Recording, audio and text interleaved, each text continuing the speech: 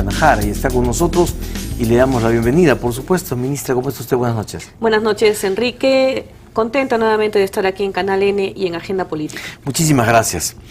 Ministra, ¿ha estado usted en el ojo de la tormenta?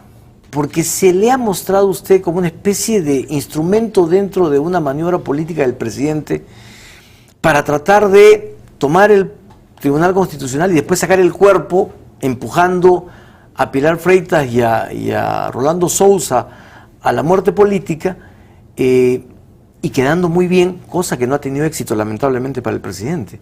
¿Por qué votó usted distinto a su bancada?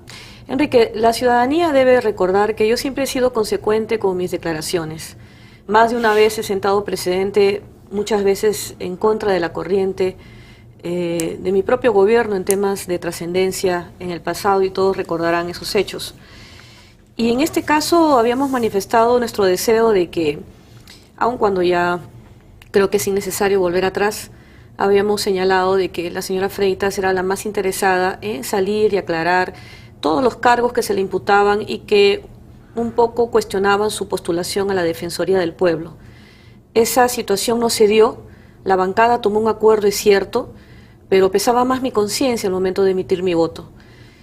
¿Y por qué no mantuvo el voto entonces por la abstención? Yo hubiese querido que la elección de la Defensoría del Pueblo se dé al cierre de esa votación, pero lo pusieron en el intermedio, antes que vinieran la elección de los integrantes del Banco Central de Reserva, y esa era la elección que corría peligro si yo no reconsideraba en los minutos finales mi voto por la señora Freitas. Pero quiero que la ciudadanía pueda hacer memoria de que la señora Freitas no es electa defensora del pueblo con mi voto. Cuando se cierra el tablero electrónico, cuando el presidente del Congreso da lectura a los resultados, ella ya había alcanzado la minoría mínima, o el voto calificado en este caso, que requería para ser defensora del pueblo. Y mi reconsideración, al final, no sé si se computó, porque se dio paso a la reconsideración que solicitó el congresista Bengoechea. ¿Es eso o es que usted sabía algo que iba a venir al día siguiente que sus compañeros de bancada no sabían? No. Acá yo dejo muy al margen al presidente de la República en la decisión personal que asumí yo en el Pleno del Congreso, porque habíamos tenido horas antes una reunión con él, con la ministra de Salud, para ver esto de las facultades autoritativas en la reforma de Estado que queremos hacer en ese sector, y el presidente nos pidió la última reflexión en las horas previas con respecto al acuerdo que íbamos a tomar en la elección de estos miembros del Tribunal Constitucional, el Banco Central de Reserva y la Defensoría del Pueblo. Nos pidió hacer un análisis sobre los pros y los contras. Si es que, antes de la votación. Así es, horas antes, en horas de la noche. Si es que convenía elegir a las autoridades en esta legislatura o esperar de repente una nueva conformación. ¿No le hicieron caso en la bancada? No, el presidente de la República hace una exhortación, pero creo que acá él hace un respeto como gobernante de todos los peruanos irrestricto a las decisiones de la bancada y al Congreso. Tan es así que cuando se ha referido al Congreso, él ha señalado la necesidad de fortalecer la institucionalidad y de no mellar la imagen y la majestad del Congreso. Muy bien, ¿y entonces por qué la mella al día siguiente? Les jala la alfombra de una manera terrible y miren lo que ha acabado. Él ha sido el responsable de toda esta situación y de todo este desmontaje, para bien de la ciudadanía. Pero él no apunta a todos, apunta solamente a dos. Curiosamente usted apunta a Pilar Freitas, el primer ministro apunta a Rolando Souza, de quien ha dicho incendios hoy día, pero en fin, ya, cada uno por lo suyo. Pero como gobierno, ¿por qué no se pronunciaron un día antes y dijeron, señores, este acuerdo no va con nosotros, este acuerdo no le sirve al país? ¿Por qué? El presidente es presidente todos los días de su mandato y él debe sintonizar con el malestar de la ciudadanía. Pero el malestar, perdóneme, era desde una semana antes era el malestar. Producida la elección en el Congreso, el presidente hizo una exhortación, ni siquiera quiso interferir en la independencia de poderes. Hizo una exhortación a dos personajes a los que se les imputaban temas que van en contra de los valores democráticos y de los principios de ética, y quieras o no, fue el presidente de la República que puso el dedo en la llaga, y a raíz de sus declaraciones, ejerciendo su liderazgo, anteponiendo la estabilidad social del país a cuenta de que le lluevan toda esta ola de críticas y de cuestionamientos al presidente de la República, a cuenta de todo, antepuso la estabilidad social del país, hizo un llamado a la calma y solicitó, mediante una exhortación, que estos dos magistrados electos dieran un paso al costado. Ya será competencia de los juristas encontrar una salida a esta crisis Sin política. embargo, al día siguiente, todos, sin excepción, todos, analistas, noticias, columnas, todos hablaron de que el presidente se lavaba las manos e intentaba una maniobra política simplemente para que no le salpicara la indignación ciudadana.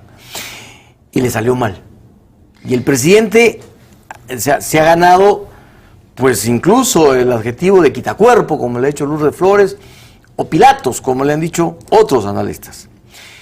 O sea, no funcionó esta maniobra del presidente por lavarse las manos. No, es que no fue una maniobra, Enrique, permíteme. Yo no puedo permitir, no de ti, sino entiendo el malestar de la ciudadanía, la entiendo, por supuesto que la entiendo.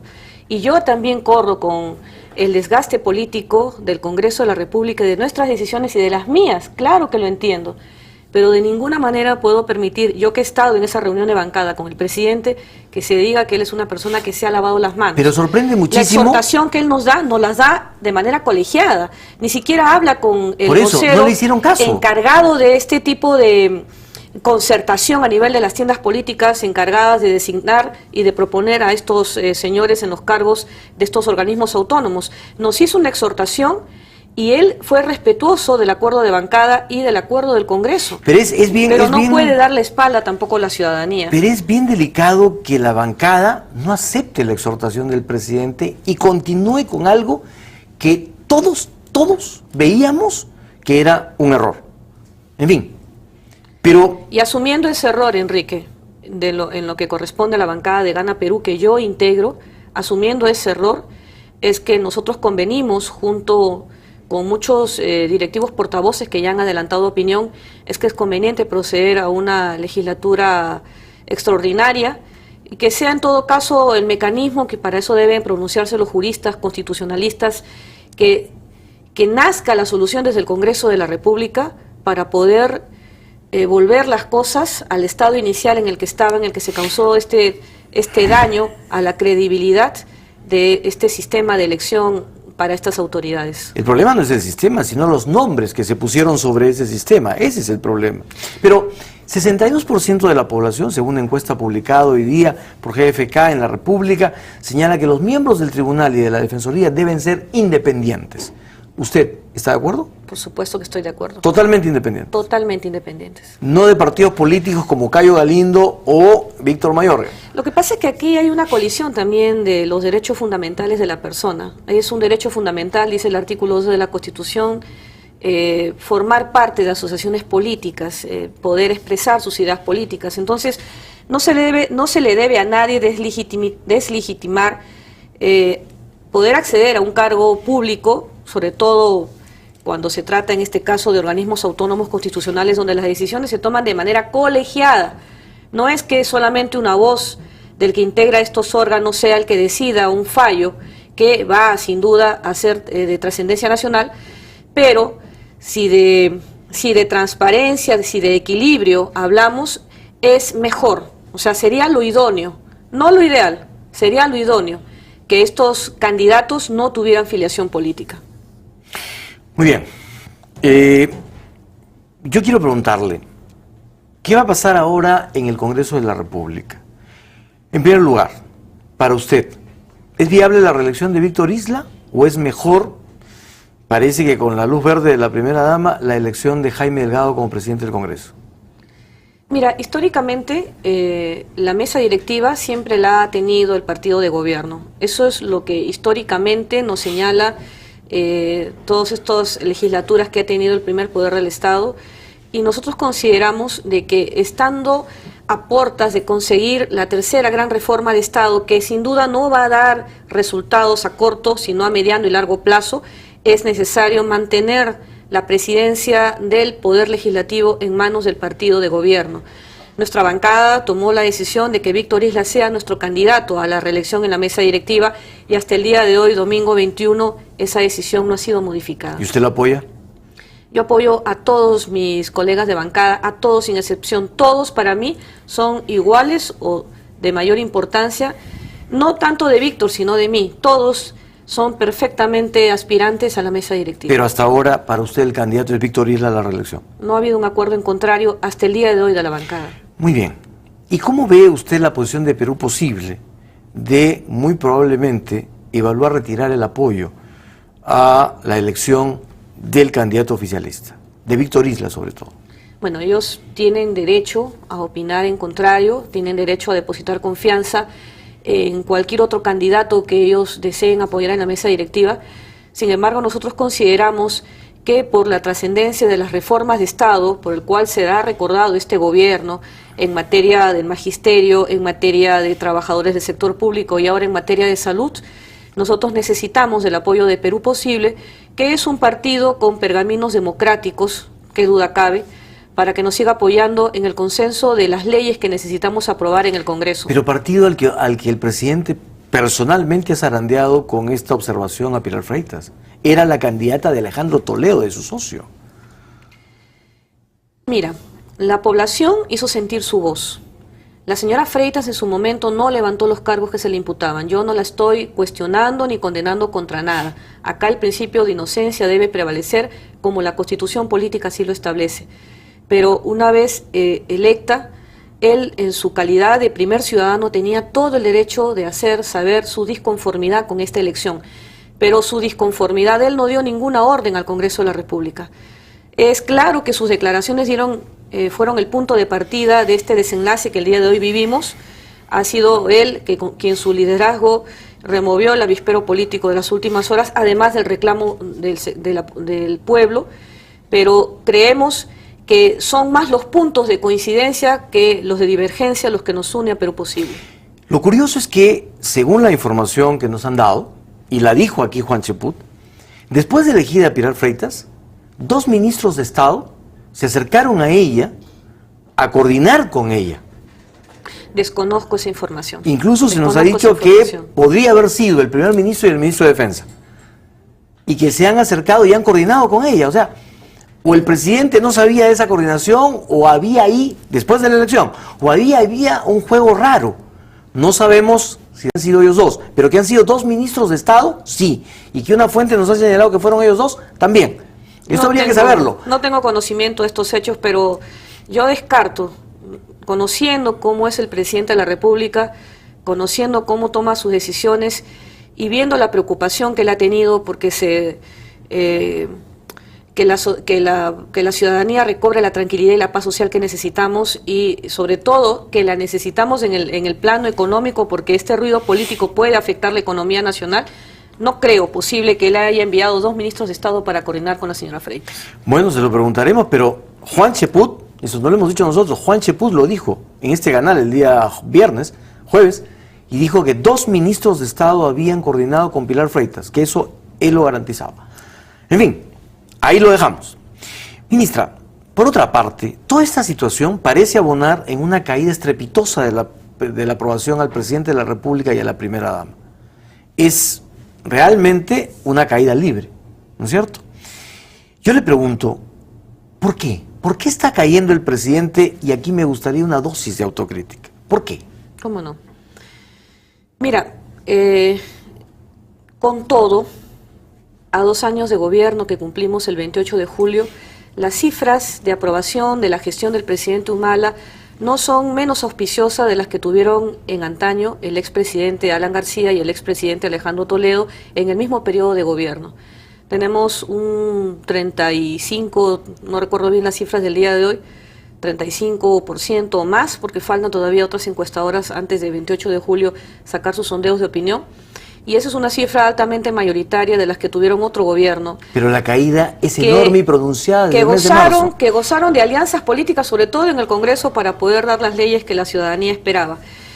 Bueno, en este caso no quisiera hablar como Poder Ejecutivo, sino como ciudadana, como política, como congresista de la República. Yo leo entre líneas esta encuesta también en el sentido que muchas de nuestras reformas de Estado no las hemos sabido comunicar a priori, a tiempo.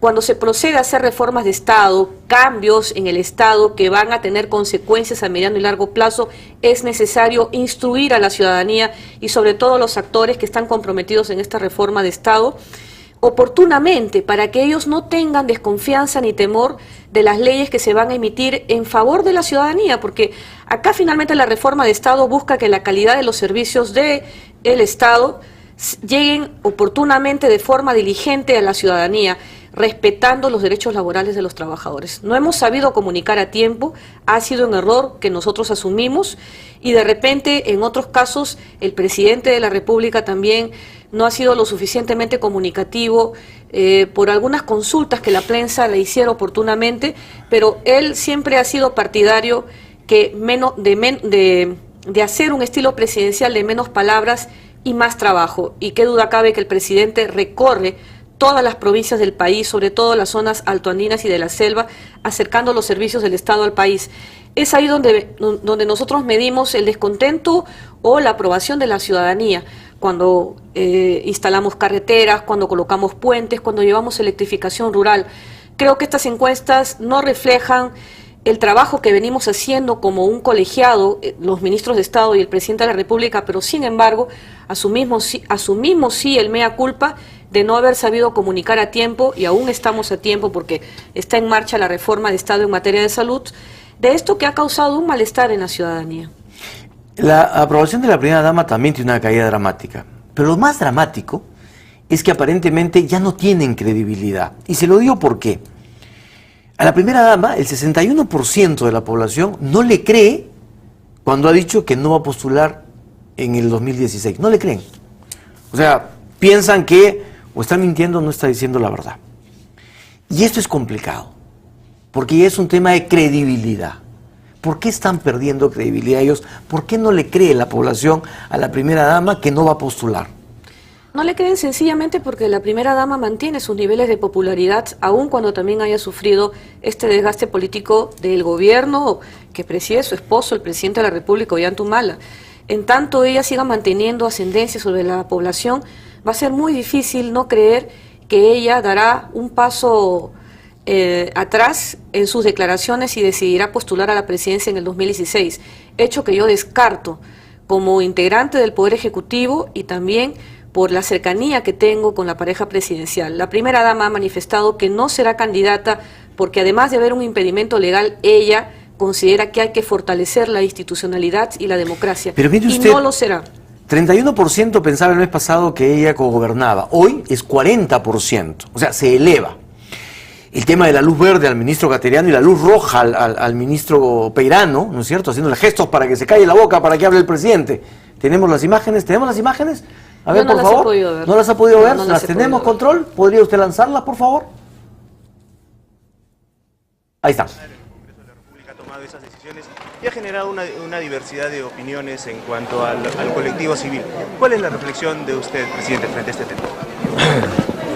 Bueno, primero que el Congreso de la República tenía una deuda con el país, con la ciudadanía. El Tribunal Constitucional, el Congreso de la República ha tomado esas decisiones. Miren ustedes, ella, la primera dama, jala al presidente, le hace una pregunta al presidente, el ministro Luis Peirano se acerca como para querer cortarla y ella hace un gesto y le levanta el brazo. Le levanta el brazo y le dice, no, un momento. O sea, y le hace un gesto. Querido Enrique, es un gesto espontáneo. No, yo lo único que digo es la parte anecdótica que la población, y voy a esto un poco más, que la población ve, porque claro, ahora ya luz roja, luz verde, pero además hay otro tema. Nos dicen que el presidente de la República ha dicho que lleva el saludo de la primera dama, de Nadine Heredia, y que en alguna próxima oportunidad la primera dama llegará a hablar a nombre del gobierno. Por eso la sensación de que ella co-gobierna. ¿Tenemos ese byte? Por favor, adelante con ese byte. Mire, escuche usted. Nacionalista seguirá construyendo desarrollo, llevando el crecimiento con distribución de ese crecimiento a los poblados que más lo necesitan. Por eso es que queremos hoy día estar aquí. Quería personalmente estar aquí. Y desde aquí les mando también un fuerte abrazo de Nadine, que no ha podido venir ahora, pero seguramente en otros viajes a Puno me acompañará Nadine Y vendrá ella sola, llevando también nuestra palabra, la del gobierno, porque todos tenemos que trabajar juntos, sin distinción de género. Tenemos que trabajar juntos para desarrollar Puno. Y además... No pueden ir los ministros. No dice vendrá el primer ministro, vendrá la ministra Ana Jara. No, dice vendrá ella a traer la palabra del gobierno. ¿Ella es el gobierno? Enrique, permíteme. Con respecto al primer video, y muy brevemente, es un gesto natural el de la primera dama cuando ni siquiera articula una sola palabra, solamente con el brazo le avisa a Peirano que no es que quisiera interrumpir al presidente, porque claramente se ve que estaba sosteniendo una conversación con el presidente regional de Cusco, Coco Acurio. O sea, la voz seguramente de Lucho, que dicho sea de paso tiene una voz de tenor, tú no lo has escuchado cantar el himno nacional, lo hace espectacular. Seguramente su voz no le permitiría al presidente escuchar las preguntas de la prensa. Le tocó el brazo para que se escuchase la entrevista al presidente, pero no fue un gesto de autoridad ni de querer pasar por encima de la majestad del cargo también de ministro de Estado. Y con respecto al presidente, estoy segura que él se refiere que traerá el mensaje, el saludo en materia de políticas públicas de inclusión social, que es la tarea que la primera dama ha venido sosteniendo en apoyo del presidente de la República. Muy bien, sin embargo, todo eso hace pues que crezca esta sensación de un cogobierno una leyenda, y que ella leyenda de la cual no debemos salir. Es una leyenda. ¿Sí? Es una leyenda. Muy bien. Muy bien. Ministra, el gobierno ha declarado feriado desde el sábado 27 hasta el martes 30.